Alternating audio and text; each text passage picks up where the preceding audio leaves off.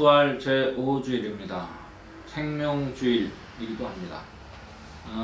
이 생명주일은 해마다 5월의 첫 주일은 우리 사회에 널리 퍼져있는 죽음의 문화의 위험성을 깨우치고 인간의 존엄과 생명의 참된 가치를 되새기는 생명주일이다, 이렇게 설명이 되어 있습니다. 자, 오늘 이 생명주일 복음을 좀 보겠습니다. 자, 요한복음인데요. 이 아주 굉장히 심오한 복음입니다. 사실은 처음 앞부분에 보면 너희 마음이 산란해지는 일이 없도록 하여라. 하느님을 믿고 또 나를 믿어라. 이 문장을 보면요, 이게 이제 흔히 우리가 생각하는 기도입니다. 기도. 여러분, 우리 일상을 살아가면서 또 주변에서 많은 일이 일어나지요. 그러면 우리 마음이 어떻게 됩니까? 어떤 것들은 걱정거리도 있을 것이고, 어떤 것들은 굉장히 우리 삶 안에서 우리를 괴롭히는 것들, 그리고 신경 써야 될 것들 많으니까 이 마음이 산란해지는 겁니다. 그런데 여기 보면은 산란해지는 일이 없도록 해라. 그럼 어떻게 산란한 일이 없도록 할 것이냐? 하느님을 믿고 또 나를 믿어라 라는 것이죠. 그러니까 이것은 우리가 이제 신앙인으로서는 하느님을 믿고 구체적으로는 기도하라는 겁니다. 기도하면, 기도가 뭐예요? 하느님과 만나는 거 아닙니까? 그래서 마음을 좀 이렇게 안정시키고 안정된 상태에서 나를 돌아보고 내 주변을 돌아보면 하나씩 하나씩 그 문제를 해결할 그런 해답들이 보인다 이겁니다. 그것은 누가 해주는 게 아니에요. 각자 알아서 하는 겁니다. 우리가 물론 이제 청원기도도 하고 그러지만 하느님께서 우리 삶, 개개인의 삶에 구체적으로 개입하지 않으십니다. 사실. 하느님 바빠요.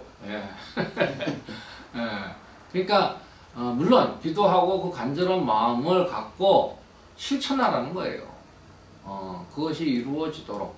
그러니까 허황된 것을 청원하는 그런 기도는 글쎄요, 그게 이루어질까요? 그러니까 될 만한 것들을 청원하는 것이죠, 사실은. 그리고 그것을 위해서 우리 스스로 노력하는 겁니다.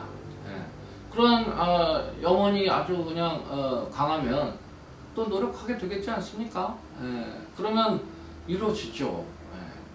자, 어찌됐든 요 첫 문장이 우리가 이 기도 생활이 얼마나 중요한지 이걸 좀 말씀하시는 것 같고요. 또 여기 보면 이제 내가 가서 너희를 위하여 자리를 마련하면 다시 와서 너희를 데려다가 내가 있는 곳에 너희도 같이 있게 하겠다. 여러분, 여기서 이제 좀 깨달음이 있어야 되는 건데, 이 깨달음이라는 것은요, 깨달음이 이렇게 딱 오면요, 점프합니다. 그 단어가 바뀌어요. 이렇게 점프해가지고. 그게 깨달음의 행태, 모습이에요. 여기 보면요, 내가 있는 곳에 너희도 같이 있게 하겠다. 자, 여기서 이제 점프하면 내가 있는 곳에서 단어가 바뀌어요. 내가 있는 곳이 뭐예요? 우리가 이제 고백하는 것은 삼위일체로서 예수가 하느님이라고 우리는 믿고 고백하고 있는 거 아니에요? 그러니까 내가 있는 곳은 하느님 계신 곳이고, 하느님 있는 곳이 하늘나라, 하느님 나라 아니에요? 그러면 그 하느님 나라, 하늘나라가 뭐냐 또? 제가 누차 말씀을 드리지만 그 영원성, 완전성, 이게 하느님의 속성입니다. 완전하신 분은 하느님 한 분이라는 것이죠. 그 완전성입니다. 그러니까 하느님만이 오직 완전하신 분이다 라는 거고, 그 완전하신 분이 우주 만물을 창조하셨으니 그 외에 모든 피조물은 불완전한 거다 이거죠.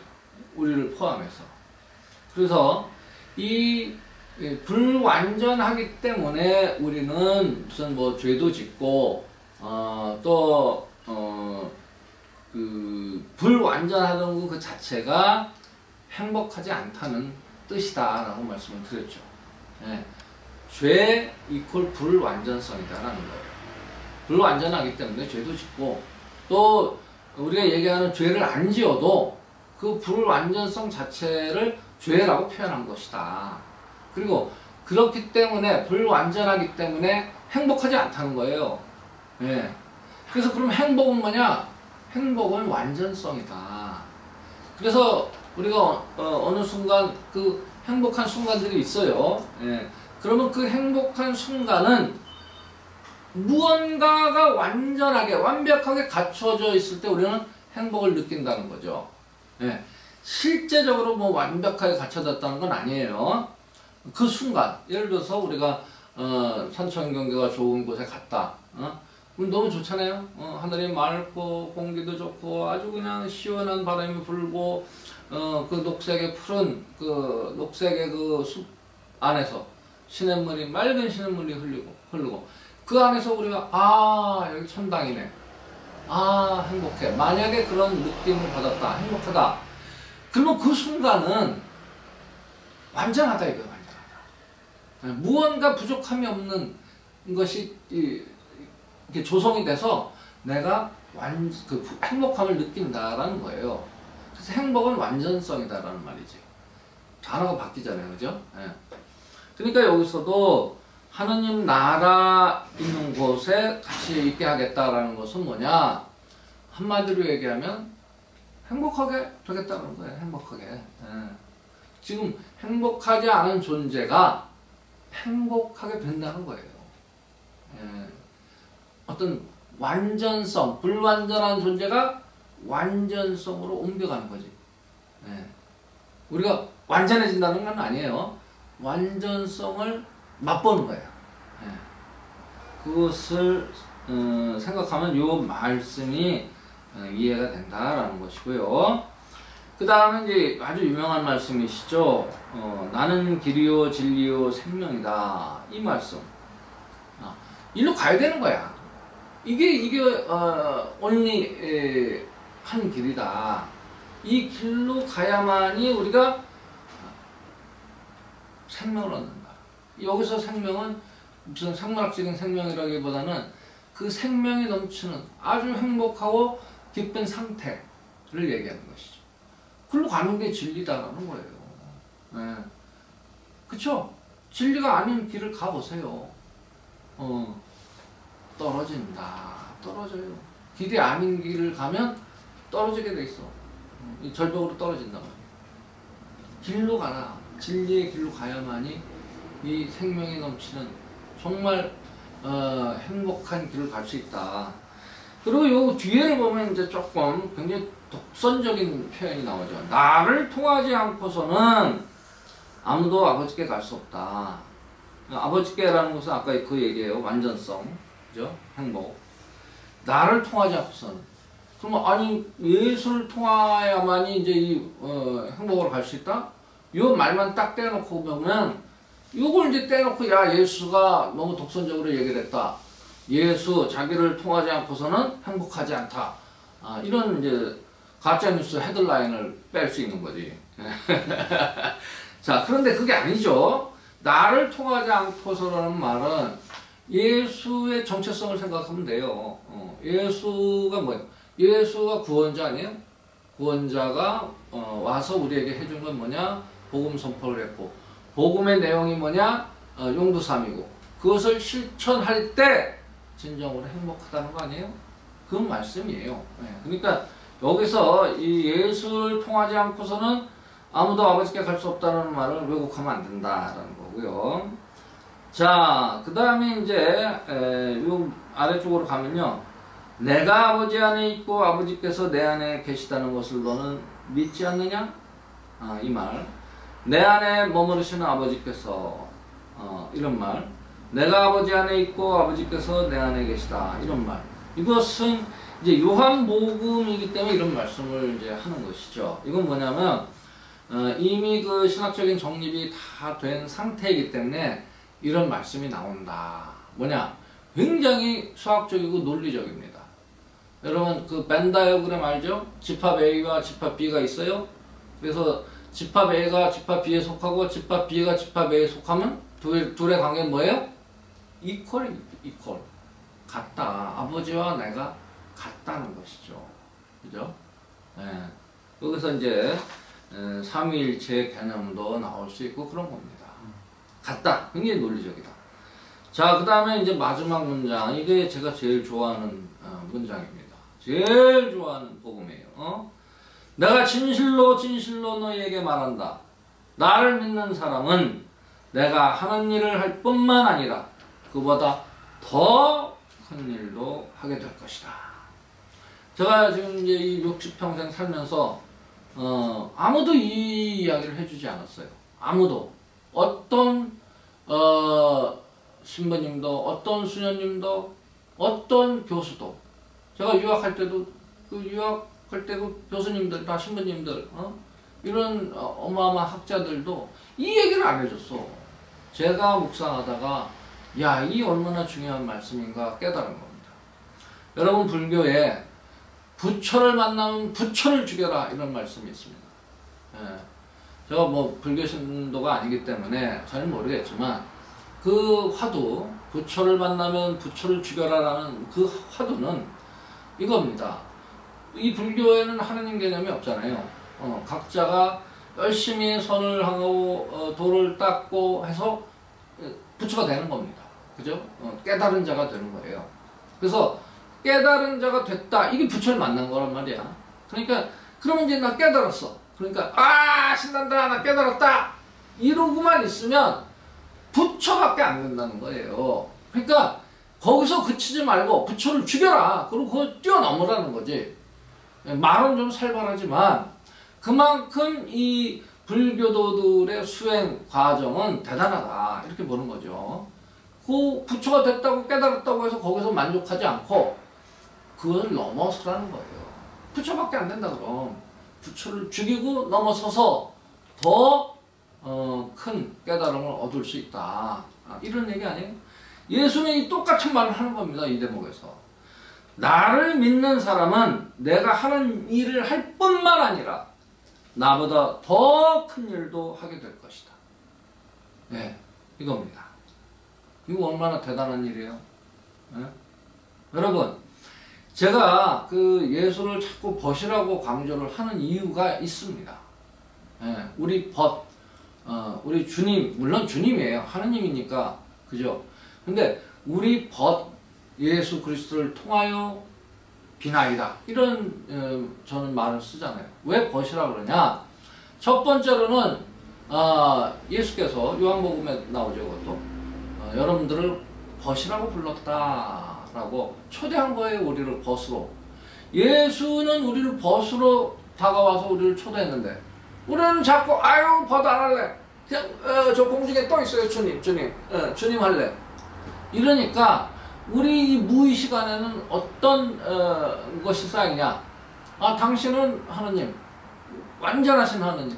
우리는 불완전한 인간 존재. 그러면 불완전한 인간 존재가 완전한 하느님을 따를 수가 없는 겁니다. 예. 알지도 못해요. 완전성을 가진 한 분 하느님을 우리는 알지도 못하는 거예요. 알지도 못하는데 어떻게 따를 수 있겠냐. 그러니까 발바닥 신자가 된다. 그냥 주일날 성당 가서는 하나님 믿습니다 그러는데 그냥 나오면 그냥 아유 내가 어떻게 하나님을 따라. 그냥 세속적으로 살아가는 거지 뭐. 이런 현상이 나온다. 우리 무의식 안에는 따를 수 없어요. 이런 게 생기는 거죠. 그래서 벗으로 우리가 느껴야 된다. 이 복음을 읽을 때만이라도 예수를 벗으로 맞아들이고, 왜 예수께서 벗으로 초대했으니까. 또 제가 속한 그 예수의 그 이냐시오 성인도 비슷한 말씀을 하셔요. 예수 회원의 정의를 어떻게 내리느냐? 죄인이자 벗이다. 이렇게 생각을 합니다. 예수 회원은 죄인이자 벗이다. 네. 죄인인 건 우리 불완전하니까 죄인 맞아요. 그죠? 그런데 예수의 벗이다 이거예요. 그래야만이 우리가 예수를 따를 수 있다 이거예요. 또 따르는 것뿐만 아니라 오늘 말씀하시잖아요. 예수께서 나보다 더 큰 일을 할 수 있다. 예수를 넘어설 수 있다는 거예요. 실제로 그렇습니다. 예. 여러분 옛날 예수 시대에 능력을 보세요.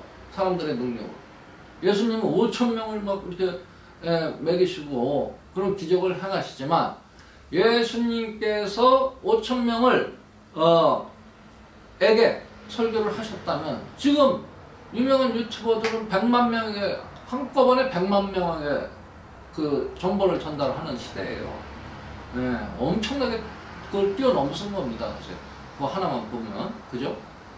그러니까 이 매체라는 걸 통해서 인간의 그 감각이 확장되거든요. 확장됐습니다. 저도 구독자가 지금 한 6천 뭐 2, 300명 됩니다. 물론 다 조회수는 그렇게 안 나오지만 어찌됐든 그 사람들에게 전달할 가능성이 있는 거잖아요. 뛰어넘는 거다. 그러니까 여기서 예수님 말씀은 진실이다 이거예요.